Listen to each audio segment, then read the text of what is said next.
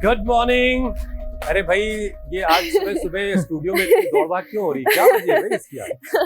हुसैन, ये सेहत का अलार्म है, क्योंकि शरीर को चलाते रहना सिर्फ वजन घटाने के लिए नहीं, जान बचाने के लिए भी जरूरी है। शुरुआत में रनिंग मुश्किल लगती है, मांसपेशियों में दर्द होता है, सांस फूलने लगती है, लेकिन धीरे धीरे करके यही रनिंग बॉडी को नई ताकत देती है। ब्लड सर्कुलेशन बेहतर और दिल को मजबूत करती है, नई रक्त वाहिकाएं बनती है और नीचे के हिस्से यानी कि पैरों की नसों में खून जमने का खतरा भी कम होता है। और यही सबसे अहम बात है, क्योंकि जब कमर के नीचे की सेहत पर ध्यान नहीं दिया जाता, घंटों बैठे रहते हैं, बिल्कुल मूवमेंट नहीं होता, तो पैरों की गहरी नसों में खून का थक्का बन सकता है। इसे डीवीटी कहते हैं। और यही थक्का अगर टूटकर फेफड़ों की नसों तक पहुंच जाए तो बनती है पल्मोनरी एम्बोलिज्म, यानी ऐसी मेडिकल इमरजेंसी जिसमें अचानक सांस फूल सकती है, सीने में तेज दर्द हो सकता है, धड़कन बेकाबू हो सकती है और हालात कुछ ही मिनटों में गंभीर हो सकते हैं। यानी खतरा सिर्फ पैरों तक नहीं रहता, नीचे बना थक्का ऊपर आकर के सांस भी रोक सकता है। बिल्कुल ठीक बात। और सबसे ज्यादा असर तो फेफड़ों और दिल पर पड़ता है।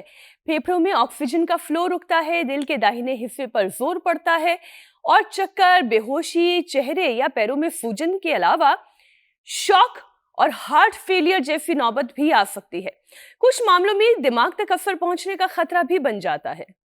यानी जो लोग घंटों बैठे रहते हैं, सर्जरी के बाद बिस्तर पर हैं, बहुत कम चलते फिरते हैं, डिहाइड्रेट रहते हैं या लंबी यात्रा करते हैं, उन्हें सबसे ज्यादा सतर्क रहने की, अलर्ट रहने की जरूरत है। और इसीलिए ही रनिंग, वॉक, एंकल मूवमेंट, पानी और एक्टिव लाइफस्टाइल ये छोटी बातें नहीं है, ये ब्लड क्लॉट जैसी बड़ी मुसीबत से बचाव की पहली ढाल है।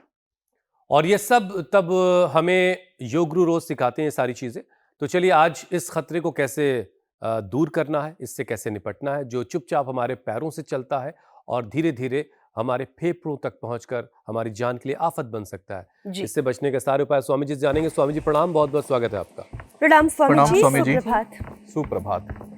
बहुत बहुत प्रणाम मेरे भाई हुसैन जी, अमित जी, शाजी, मीनाक्षी जी। और देखो ये हम तो हर दिन कम से कम जॉगिंग के 2 अभ्यास, फिर सूर्य नमस्कार, फिर दंड बैठक और भुजंगासन में पावर योगा तो रोज ही करवा देते हैं। और हम किडनी के लिए सबसे अच्छी राहत की बात यह है कि अब गर्मियाँ आ गई है ना, तो उसमें जो ठंडा भी होता है, आटा भी और इसका दलिया भी। और मूली तो आजकल 12 महीने मिल जाती है। मूली किडनी के लिए एक कहते हैं ना संजीवनी बूटी का काम करती है, जड़ी मूली ये। और हाँ, जिनका बीपी बढ़ा हुआ है, जिनका शुगर बढ़ा हुआ है, जिनका वेट बढ़ा हुआ है, उनके भी किडनी पर खतरा रहता है। सिंथेटिक दवा, सिंथेटिक पूरा फूड, synthetic hair care, dental care, skin care, synthetic पूरे ताने बाने से व्यक्ति घिरा हुआ है। और ऐसे में वजन भी ज्यादा हो जाए, अब तो डॉक्टर गीत कुमार ने रिवर्स गियर लगा दिया, नहीं तो ये जो पहुंच गया था पूरा 130 के पार। सूर्य नमस्कार, दंड बैठक। और हाँ, बैठक। शिवांश छोटा सा बच्चा है हमारा, इसने मधुमेह को पराजित कर दिया है। 3 साल का है शिवांश, लेकिन अच्छा बच्चा है। हाँ, ये वो करो बाबू, ये वाला, ये वाला, हाँ ऐसे करो, ऐसे करो, ऐसे बैठा, ऐसे, हाँ करो, ऐसे करो, ये देखो ऐसे। क्या बात है भाई, छोटा सा है लेकिन बात पूरी मानता है। इसने डायबिटीज को हरा दिया, 15 यूनिट लग रहा था इसको इंसुलिन।